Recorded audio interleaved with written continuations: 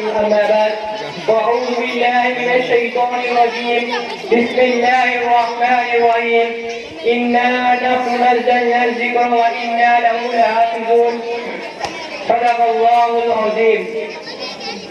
صدر محترم اسٹیج پر رونق افروز بزرگان دین اور حاضرین جلسہ، آج کی اس محفل میں میرا موضوع قرآن کریم کی فضیلت کے متعلق ہے.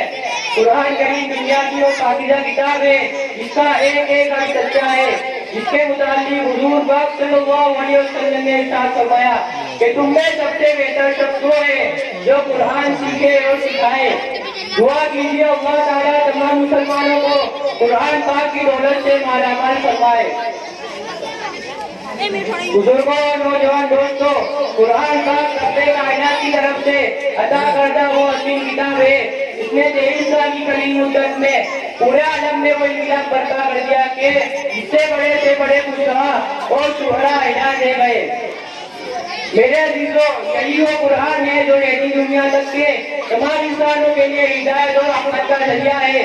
یہی وہ قرآن ہے جس نے حضور پاک صلی اللہ علیہ وسلم کی رسالت کو اعزاز بخشا. یہی وہ قرآن ہے جس کی برکت سے جنات اور شیاطین کا آسمانوں پر جانا بند ہوا. یہی وہ قرآن ہے جو امن و امان کا درس دیتا ہے.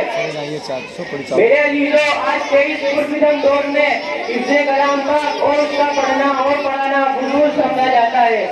افسوس اس قرآن پاک کے بارے میں ہمارے یہ خیال ہے کہ جس کے بارے میں حضرت محمد مصطفیٰ صلی اللہ علیہ وسلم نے ارشاد فرمایا، کل قیامت کے میدان میں حافظ قرآن سے کہا جائے گا کہ قرآن پڑھتا جا اور جنت کے درجوں پر چڑھتا جا اور ٹھہر کر پڑھ، جیسا کہ تو دنیا میں ٹھہر کر پڑھتا جا. بس تیرا مقام اور ٹھکانا وہی ہے جہاں آخری آیت پر پہنچے. یاد رکھو، یہ قرآن دنیا کی سب سے بڑی نعمت ہے. یہ زمین و آسمان، جان، سورج، ستارے کوئی اس نعمت کا مقابلہ نہیں کر سکتے. یہ قرآن رب کائنات کا مقدس کلام ہے. امام الانبیاء، سید المرسلین، تاجدار مدینہ، شہنشاہ مصطفیٰ محمد صلی اللہ علیہ وسلم نے ارشاد فرمایا، جس نے قرآن پڑھا اور اس پر عمل کیا تو کل قیامت کے میدان میں اس کے والدین کو سورج سے بھی زیادہ روشن اور چمکدار تاج پہنایا جائے گا. غور کرنے کا مقام ہے جب والدین کو اس قدر انعام سے نوازا جائے گا تو پڑھنے والے کے مقام و مرتبے کا کیا عالم ہوگا. آج میں جلسہ، کل قیامت کے میدان میں 10 ایسے آدمی ہوں گے جن پر جہنم واجب ہو چکی ہوگی. حافظ قرآن اپنے رب کی بارگاہ میں سفارش کرے گا، پروردگار اس کی سفارش قبول کرے گا اور ان کو اس حافظ قرآن کی سفارش سے جنت میں بھیج دیا جائے گا. مگر افسوس آج ہم نے قرآن کے دامن کو چھوڑ دیا، اس کی باقاعدہ تعلیمات کو بھلا دیا. نتیجہ یہ ہوا کہ وہ مسلم قوم جس کے سر پر عزت و رفعت کا تاج تھا، ذلت و رسوائی کے گھر میں جا گری. کامیابی جس کے آگے بڑھ کر استقبال کرتی ہوئی ناکامی اسی قوم کا مقدر بن گئی.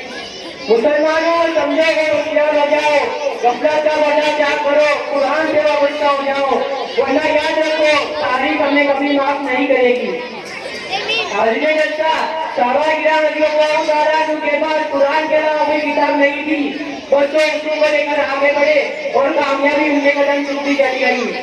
وہ قرآن ہی تھا جس کی برکت سے بدر میں 313 نے مکہ کی قسمت بدلی. آج ہم ہیں کروڑوں میں، مگر دوسری قومیں ہم پر سوار ہے. ہماری جان محفوظ نہیں، ہمارا مال محفوظ نہیں، ہماری عزت و آبرو سے دشوار ہے کہ ہمارے مدارس محفوظ ہے، کہ ہمارے مساجد محفوظ ہے. مسلمانوں نہ گھبراؤ، خدا کی شان باقی ہے. مسلمانوں نہ گھبراؤ، خدا کی شان باقی ہے. ابھی اسلام زندہ ہے، ابھی قرآن باقی ہے. حاضرین جلسہ، میں پوچھنا چاہتا ہوں کہ وہ کون سی چیز تھی جس نے صحابہ کرام رضی اللہ تعالیٰ عنہ کو عزت بخشی اور انہیں حکومت عطا کی؟ تو دوستو، یہی قرآن تھا. اگر ہم ماضی کی طرح آواز اور مستقبل کو روشن بنانا چاہتے ہیں تو ہمیں قرآن سے وابستہ ہونا ہوگا، اسے سینے سے لگانا ہوگا. اگر ہم جانتے ہیں کہ دنیا کے ساتھ ہماری عافیت بھی سبر جائے، اس کی باقیہ تعلیمات پر عمل کرنا ہوگا. خدا نہ خواستہ آج ہم نے اپنے بچوں کو 2 پیسوں کی لالچ میں دین سے دور رکھا اور ہماری نظریں روحانی نعمتوں کی بجائے دنیا میں چیزوں پر آئی تو یاد رکھو خدا کے یہاں جواب دینا ہوگا. اسی پر میں اپنی تقریر کو ختم کرتا ہوں.